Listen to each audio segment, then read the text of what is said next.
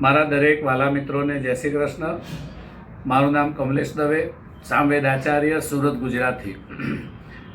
મિત્રો, આપણે વિજયા એકાદશીની વિશે વાત કરીશું. તો શુક્રવારે 13 તારીખે વિજયા એકાદશી છે. તો એ એકાદશી કરવાથી દરેક વસ્તુઓની ઉપર આપણે વિજય પામી શકીએ છીએ, વિજય મેળવી શકીએ છીએ. તો એ વ્રત કઈ રીતે કરવું? તો દશમીના દિવસે એટલે કે ગુરુવારના દિવસે સવારે આપણે નાહી ધોઈ અને આપણી રોજની પૂજા પાઠ કરી અને પછી એક પાટલો અથવા તો બાજટ એની ઉપર પીળા કલરનું કપડું પાથરવાનું, અને એની ઉપર સોનાનો, ચાંદીનો, તાંબાનો, પિત્તળનો અથવા માટીનો એક કળશનો સ્થાપના કરવાની. એ કળશની અંદર પાણી ભરવાનું, એની અંદર સોપારી સિક્કો મૂકવાનો, એની અંદર 5 પાન મૂકવાના, એની ઉપર ભગવાન વિષ્ણુની મૂર્તિ મૂકવાની. ભગવાન વિષ્ણુની મૂર્તિ પણ જો સોનાની હોય, ચાંદીની હોય અથવા પંચધાતુની હોય તો આપણે એની પર મૂકી શકીએ છીએ. અને એની પર મૂકી અને પછી યથાશક્તિ પૂજન કરી દેવું. પછી 11ના દિવસે એટલે કે શુક્રવારના દિવસે ફરીથી એ કળશની આપણે પૂજા કરવાની, ભગવાન વિષ્ણુ પરમાત્માની પૂજા કરવાની, વિશેષ રૂપમાં કરવાની. વિશેષ રૂપમાં ભગવાને બીજોરાનું ફળ છે, જાત જાતના મેવા મીઠાઈ છે, અને ભગવાને જાત જાતના પુષ્પોનો શણગાર છે, તુલસીપત્ર છે.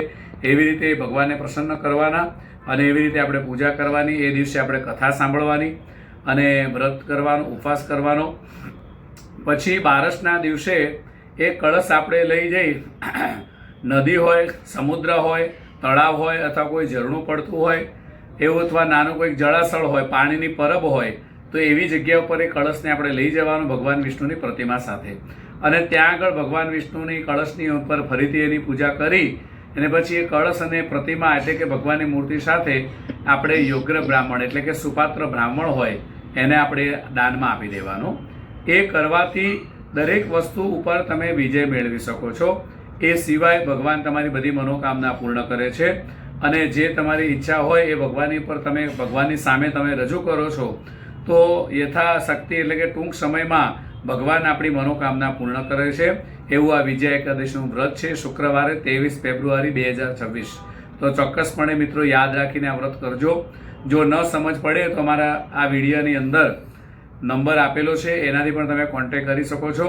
અને જો મિત્રો વિડીયો સારો લાગે તો સબસ્ક્રાઈબ કરવાનું ભૂલતા નહીં, અને ફોલો કરજો, શેર કરજો, કોમેન્ટ કરજો. જય શ્રી કૃષ્ણ.